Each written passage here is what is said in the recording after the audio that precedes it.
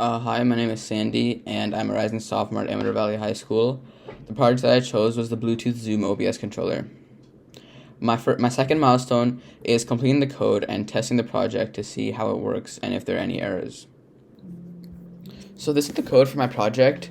So what happens here is once the ESP chip is plugged in and connected to all the buttons, what this code does is it goes through different scenarios, and basically the most important part is this part right here.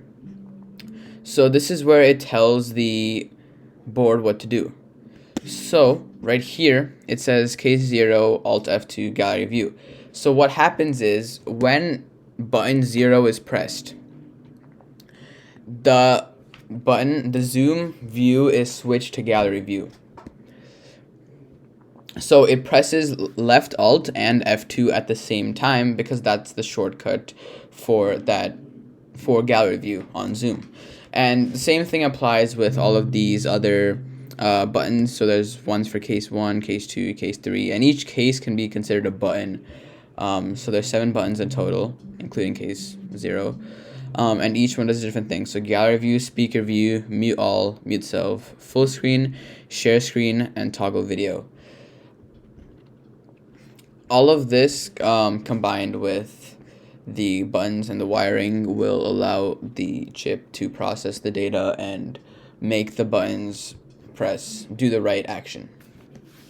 After testing the project a few times and figuring out how it works, I realized that it works. It's just that because in a Zoom meeting there can only be one person, you can't tell how it works. Like, let's say it's change it from speaker view to gallery view, you can't tell because there's only one person to Zoom call.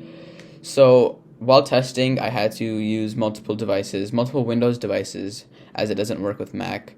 So in the end, I got it working, and the buttons do what they're supposed to do.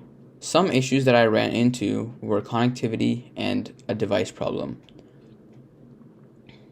The code for this project was written with the idea that it would be connected via Bluetooth. However, I was trying to just plug in the device into my computer and hoping it would work. On top of that, my device is a MacBook, and the code was written for a Windows device, so I had to connect it to my Windows device for it to work. And then I also had to do some of the wiring because it was some wires were off. Next steps would be finishing modifications and working on my milestone 3, and yeah.